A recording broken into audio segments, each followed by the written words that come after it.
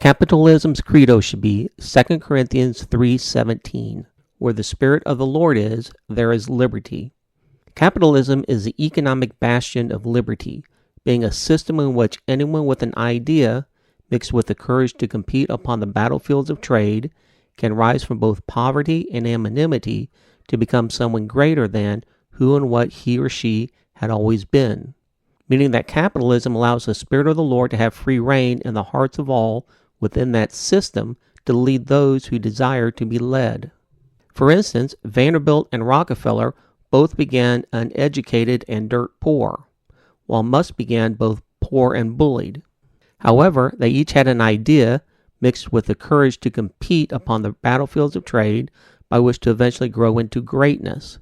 Socialism and communism, on the other hand, are both bastions of control, being where the few atop those political pyramids exercise dominion over what the many below them will or will not do. Hitler, Stalin, Mao all sat atop of their political pyramids by which to exert brutal control over all those underneath them,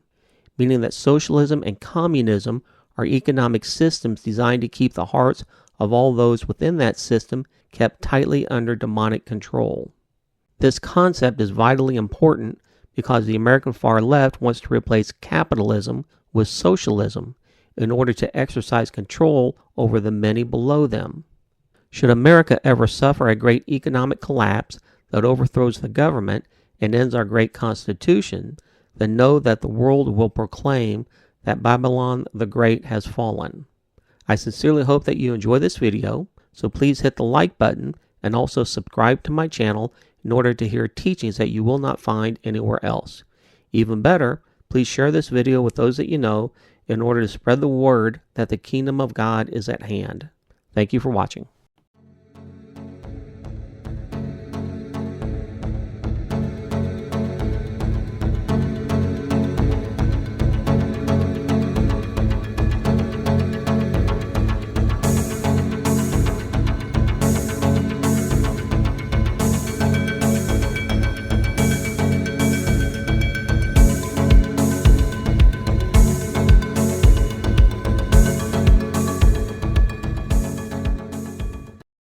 Ideas.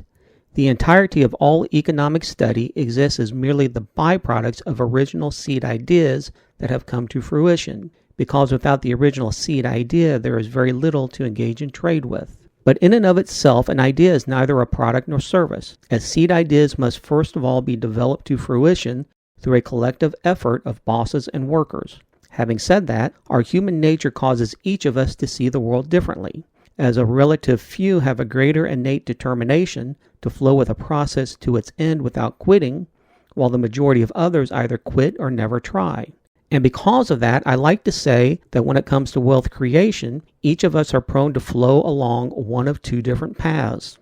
The first being our upstream paths of most resistance, which actually strengthen the relatively few innovators who dare to swim upstream as they brave their storms of adversity upon their battlefields of trade in order to bring some seed idea to fruition. After which, if successful, those upstream swimmers will be clothed in degrees of successes, wealth, and power, as those upstream swimmers we call bosses, employers. Conversely, the second is our downstream paths of least resistance, which soften the rest who choose to swim along their downstream paths of trickle-down job opportunities, which those relatively few innovators had created for them. After which, those downstream swimmers will then be clothed in anonymity, as those downstream swimmers we call workers, employees. With the beauty of capitalism being that at any given time, either one of them, for any reason they desire, have the freedom to switch streams whenever they choose. That is, if they're wise enough to understand how to do so. And because of that, absolutely anyone, regardless of his or her status in life, is perfectly allowed, in fact even encouraged, to bring their seed ideas into the marketplace. That's not to say it will be easy, but rather that the opportunity is available to everyone in a capitalist society, with the primary obstacle being one's fear of failure, perceived inadequacies, ignorance, and/or lack of determination, all of which can be overcome, though most of which will need some outside encouragement from others, whether it be bankers, lawyers, teachers, and/or peers. Let me give you an example. Cornelius Vanderbilt was dirt poor, uneducated, yet despite those obstacles, he took a $100 loan from his mother and began his own small ferryboat service from Staten Island to Manhattan. By the time of his death in 1877, he was worth $100 million, which at that time, if he had been able to liquidate his $100 million estate to American purchasers at full market value, an impossible task, of course, he would have received about $1 out of every $9 in existence. If demand deposits at banks are included in the calculation, he still would have taken possession of $1 out of every $20. That's a massive fortune that no one today even comes close to wielding that type of power over the American economy as he had back at that time. And he's just one example of an uneducated, poverty-stricken American who had attained great wealth as he overcame his own perceived inadequacies during his attempt to bring his seed idea to fruition. Better yet, in so doing, his efforts of wealth creation created many positive ripple effects throughout society, with the most important being the many trickle-down job opportunities that his efforts had also created. In short, that's why capitalistic societies awaken each day with an unwritten desire to foster new seed ideas in order that their future fruit can then create two primary effects. The first being the many positive ripple effects of wealth creation that trade creates throughout society, which is best seen through the second effect of various trickle-down job opportunities that are created as those original seed ideas are developed to fruition.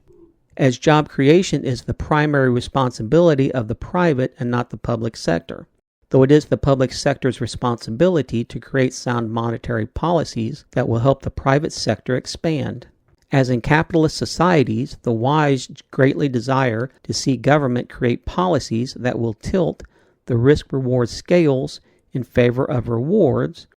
in order to encourage the innovative few to dare their storms of adversity upon their battlefields of trade in order to bring their seed ideas to fruition. Because, in turn, those innovative few will then be able to create both the ripple effects of wealth and trickle-down job opportunities throughout society, through which many will be able to benefit from their original seed idea. Conversely, the jealous and foolish greatly desire to see the government enact hurt-the-rich policies in order to level the playing field, by tilting the risk-reward scales in favor of risk, thus making it harder for the rich to grow in wealth. Now, I call them jealous and foolish simply because those hurt-the-rich policies, ironically enough, actually hurt the poor the most. But how?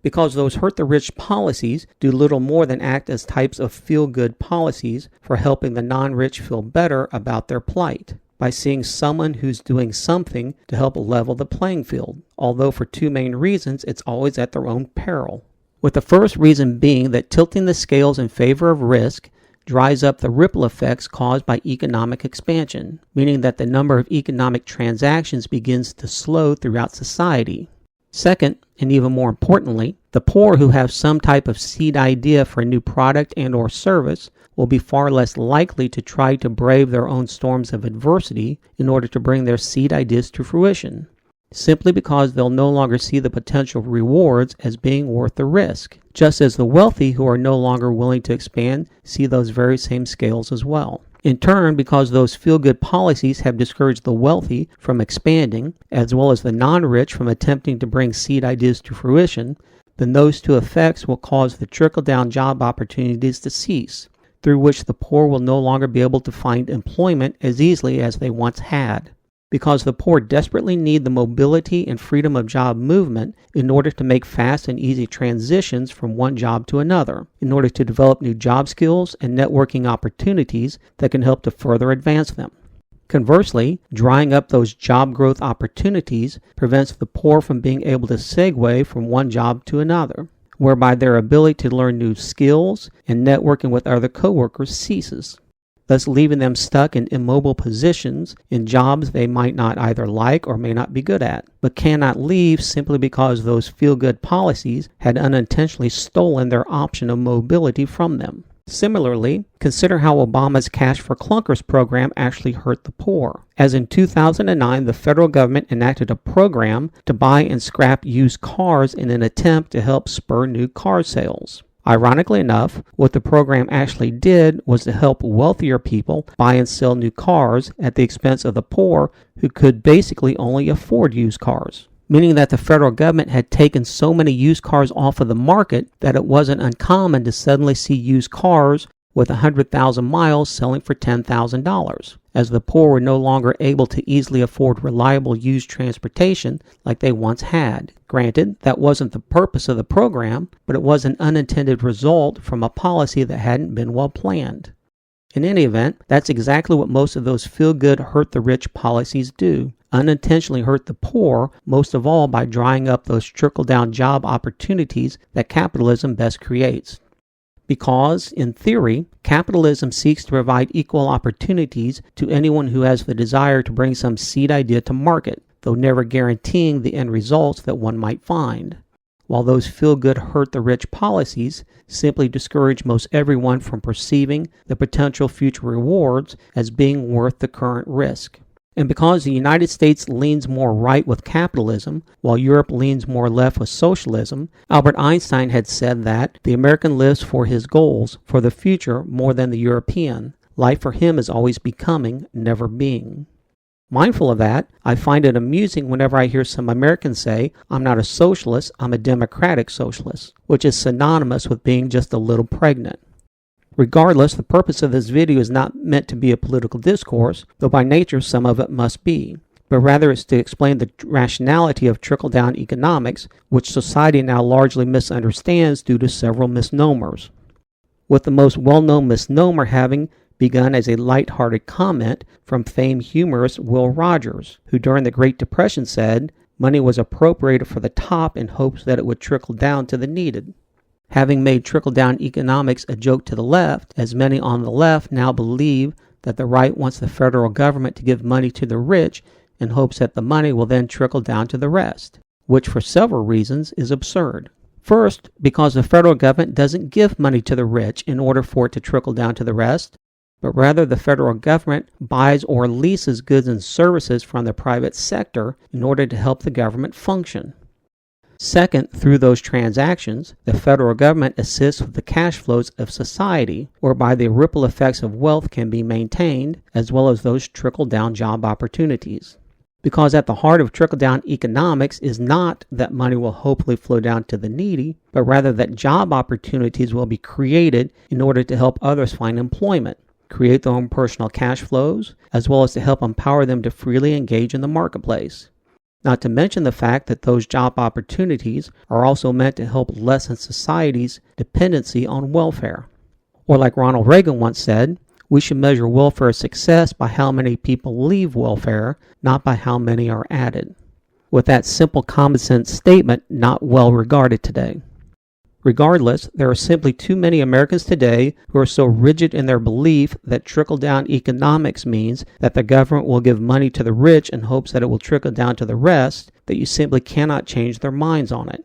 And that's primarily why that trickle-down misnomer has stayed within our American vernacular, because its reasoning is simple, while trying to understand all the various ripple effects of wealth creation and trickle-down job opportunities is more complicated. Having said that, let's now try it again from this angle. Our paths of least resistant reasoning delight to believe that the government will give money to the wealthy in hopes that that money will then trickle down to the rest of us. Conversely, our paths of most resistant reasoning delight to believe, with regard to wealth creation, it's the government's primary function to enact sound monetary policies that will tilt the risk-reward scales in favor of rewards in order to encourage the few innovative leaders, regardless of whether rich or poor, to brave their storms of adversity upon their battlefields of trade in order to eventually bring some seed idea to fruition. For in so doing, society as a whole will be benefited by the ripple effects of wealth which they have created, as well as the trickle-down job opportunities that will also help to uplift those below them,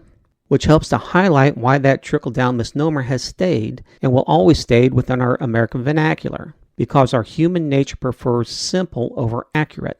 In any event, what those few innovative leaders who've chosen to swim in their upstream paths of most resistance have intuitively discovered is that all of life exists in a seemingly never-ending series of barter trades, in which the few who seek to bring some seed idea to fruition willingly barter trade their life's present happiness in order to one day hopefully partake of the fruitful joys that can only be found in their future successes. Conversely, the many who choose to swim in their downstream paths of least resistant trickle-down job opportunities have unknowingly chosen to barter trade the potential joyful fruits found in their potential future successes in order to partake of their life's present state of happiness. And therein lies the primary reason as to why many never switch from their paths of least to most resistance, because they're not willing to risk barter trading their life's present happiness in order to possibly, then again possibly not, experience the joys of their future successes. As failure is always an option, being one that could possibly make their future even worse than their present. Regardless, please understand that trickle-down economics basically follows a very simple three-part chronological order. First, someone comes up with a seed idea for some type of new product and or service. Second, he or she weighs a personal risk-reward equation in order to determine if he or she will be willing to brave the upstream swim against their storms of adversity in order to eventually bring their seed idea to fruition. If successful, one will also be allowed to partake of the fruits of wealth and power which accompany it. Conversely, however, one will be forced to eat the bitter fruits of failure from the cost incurred, up to and possibly even including bankruptcy. Lastly, braving the storms of adversity will empower the innovative few to create the trickle-down job opportunities that the many below them can also benefit from, as capitalism always encourages risk-taking. Yet the term trickle-down was made most famous when President Reagan began his supply-side economics in order to create tax cuts for the wealthy, in an attempt to spur economic growth for the nation as a whole. You see, tax cuts for the wealthy do two primary things. First, they tilt the risk-reward scales in favor of rewards in order to encourage the risk-taking needed to bring seed ideas for new products and or services to fruition. Second, tax cuts actually increase overall government revenue through the increased volume of taxes that take place as economic activity quickens. After all, just like Rockefeller, Ford, and all the rest actually made more money through their increased volume of sales that had resulted from charging customers less, so too does the government collect greater revenues from the increased volume of sales that take place from the countless ripple effects that are a direct result of lowering the income tax rate, with the primary obstacle being that lowering the tax rate doesn't feel good to the poor,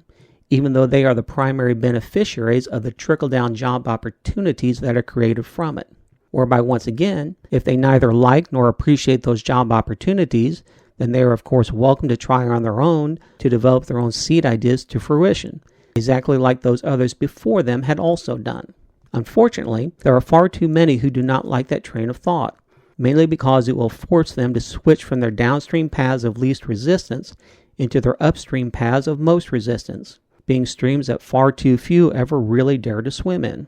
And in turn reveals that the most comfortable path of all paths of least resistance is to sit around and complain about those who had actually discovered how to succeed in the marketplace, as well as to feel better about themselves whenever someone comes along and enacts feel-good policies to hurt the rich, when in fact those policies actually hurt the poor most of all through the dried-up job opportunities that result. In any event, during Reagan's early years in office, the nation suffered from a deep recession, as well as a triple double-digit threat of inflation hitting 13.5% in 1980, interest rate hitting 20% in 1980, unemployment rate hitting 10.4% in 1983. Therefore, in essence, Reagan knew that the single most important thing that he had to do in order to turn the economy around was enact policies that would stimulate job growth in order to get America working again. And fortunately for Reagan, he had a brilliant Fed chairman named Paul Volcker, who actually deserves much credit for America's turnaround. Anyway, Reagan wasn't satisfied with just creating new jobs for the sake of creating new jobs, but rather he wanted to create a greater percentage of higher-paying jobs. In time, Reaganomics, as it's now commonly known as, greatly helped to bring to fruition the seeds idea of the computer revolution, the expansion of financial services, as well as the massive military buildup that helped to speed the decline of the Soviet Union. All of which helped to create the greatest bull market in the history of human civilization, and in turn put millions of Americans back to work in higher paying jobs as well. Remarkably, by the end of President Reagan's second term, a complete reversal of fortune had taken place. But why? Because Reagan understood that the primary driving force of the economy was the trickle-down job opportunities that are created as some seed idea is brought to fruition, as well as the countless ripple effects of wealth that the newfound fruit of ideas is able to generate through the increased cash flows in the marketplace. And it all happened simply because Reagan had enacted government policies that tipped the risk-reward scales in favor of rewards in order to encourage the relatively few innovators, such as Steve Jobs, Bill Gates, and Warren Buffett, being our more modern-day Vanderbilts, Rockefellers, and Carnegies, to brave their storms of adversity upon their own battlefields of trade in order to bring their seed ideas to fruition. In turn, the many below them also benefited from the trickle-down job opportunities that their seed ideas had also created. Because during that time, it was truly a business age of Davids versus Goliaths, as tiny upstarts such as Apple Computer and Microsoft had to enter into the marketplace to either do business with and or compete against behemoths like IBM was back at that time. Or take Fred Smith as another example. He had a seed idea for an overnight package delivery service, now commonly known as FedEx, through which he had to arrange his own funding, buy planes and jets, delivery vehicles, countless supply products, as well as a mass of nationwide employees in his attempt to bring his tiny seed idea to fruition, being a seed idea that any major carrier at that time, as well as UPS or the U.S. Postal Service, could have offered as well, but didn't. In fact, even more recently, Sears could have easily segued their world-famous Sears catalog into becoming what Amazon now is, but Sears didn't, as Sears leadership either lacked the idea, vision, and or determination to make the hindsight now obvious decision to pursue online growth. And because one unknown, unheralded person had an idea to create a 24/7 online store with extremely quick and oftentimes free home delivery, his idea not only empowered Amazon to rise in great wealth, while retailers such as Sears simultaneously fell, but he simultaneously lifted millions of others up through his trickle-down job opportunities that his seed idea had also created. Because, once again, when it comes down to trickle-down economics, in fact all forms of economic interaction, absolutely everything exists as the fruitful byproducts of one original seed idea. Because without the final fruit from that original seed idea, there really isn't much to trade. Moving on, another misnomer is that it's the role of government to create jobs. It simply isn't true. For instance, most recently, Joe Biden announced that his administration had created 6 million new jobs during his first year in office, which was a bold-faced lie. After all, just as I had once heard someone else say, allowing businesses to reopen after having forced them to shut during the pandemic is not the same as creating new jobs. In fact, by nature, that's actually a zero-sum gain in overall job growth, as job creation is primarily the responsibility of the private and not the public sector, though it is the government's role to enact sound monetary policies that help to empower the private sector's abilities to expand. While another misnomer is that economics is the study of money, which again isn't true, because in its most simplistic terms, economics is the study of the allocation of scarce resources, of which money is but one type of scarce resource. Meaning that the study of economics seeks to determine the most efficient means to use our various scarce resources to the fullest potential in order to eliminate the various inefficiencies of waste. Because by nature, the markets of capitalism are far more efficient than the markets of either communism or socialism could ever dream to be. Along with that, some believe that money is the primary driving force between wealth and job creation, which again isn't true, because the primary driving force between wealth and job creation is always ideas. Subsequently, money merely exists as a give-and-take exchange in which ideas are brought to fruition. For instance, as a percentage of GDP, John D. Rockefeller is widely believed to be the richest American who ever lived. However, his wealth was solely derived from just one thing: his seed idea to consolidate the greatly fragmented oil and kerosene markets into one large dominant corporation, exactly like Cornelius Vanderbilt had previously done with the fragmented railroad industry. In turn, the synergies created by this consolidation would allow his newfound economies of scale and greatly increased efficiencies to drastically lower costs to consumers, and in turn increase profits through exponentially higher volumes of sales. Consequently, by 1909, after Rockefeller's seed idea had come to fruition,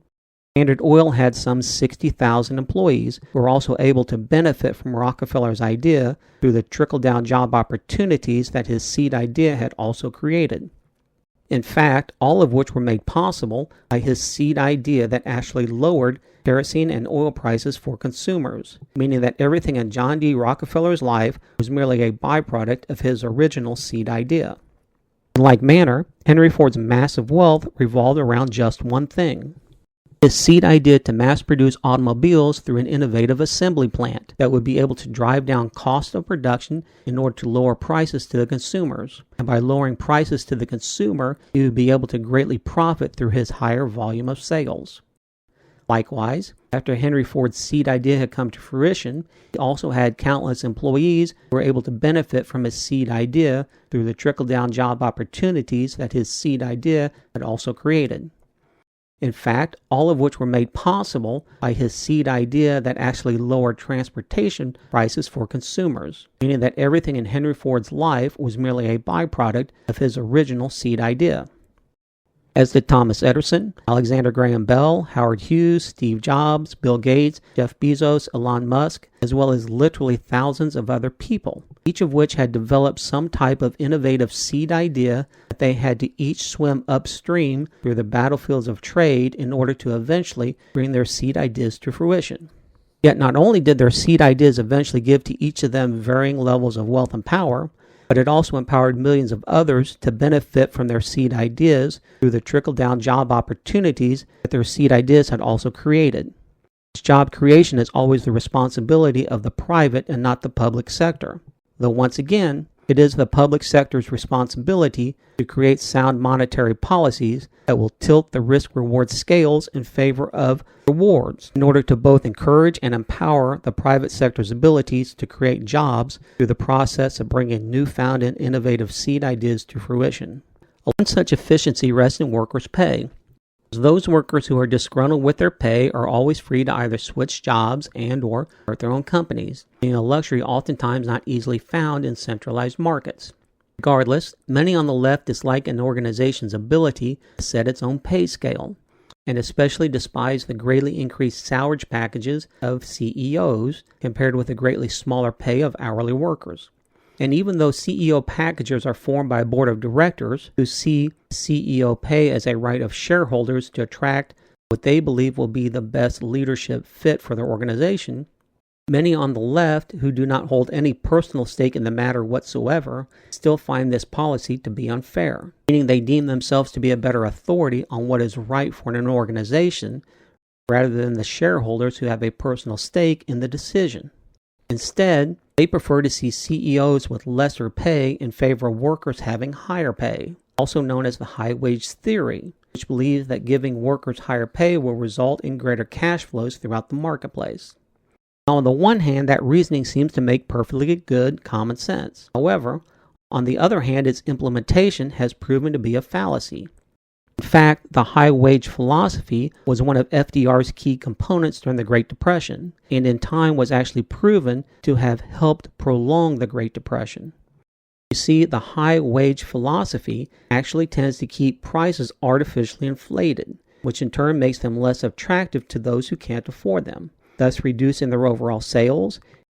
and in turn drying up those other trickle-down job opportunities that could have been created by their higher sales volume, which highlights the fact that the high-wage philosophy only helps the few who actually receive the wage, at the expense of those who choose not to buy the products because of the inflated prices. That in turn prevents future job opportunities from being able to trickle down to others as well,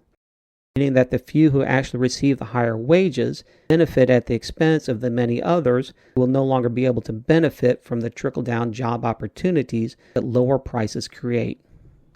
But you can't explain that to left-leaning minds, because all they hear is that others want to keep worker pay from rising, as opposed to considering all of the negative effects that result from it. Case in point, whenever the government raises the tax rate, depending on how great that increase might be, government revenue actually decreases due to the contraction of ripple effects throughout the marketplace. In all things, society is most oftentimes best served whenever the government allows the markets to correct themselves, because today's markets are highly fluid and easily healthy enough to engage in self-correction. As more often than not, whenever the government creates feel-good policies to help level the playing field, all they really do is hurt the poor by drying up the trickle-down job opportunities that had been created for them, as well as the mobility of advancement within the marketplace. Because with regard to job creation, it's always the few innovative leaders who have some type of seed idea for a new product and or service who matter most, while the many who exist below them are able to benefit from the many trickle-down job opportunities that their seed ideas had also created. In closing, please know that if you'd like to learn more about the subject of economics and the study of the allocation of scarce resources, please watch the many available Milton Friedman and Thomas Sowell YouTube videos, as well as read their outstanding writings. Each man has done an outstanding job of being able to make a complex subject seem childlike simple. Which leads me to close with this brilliant quote from Steve Jobs. If you want to hire great people and have them stay working for you, you have to be run by ideas, not hierarchy. The best ideas have to win, otherwise good people don't stay.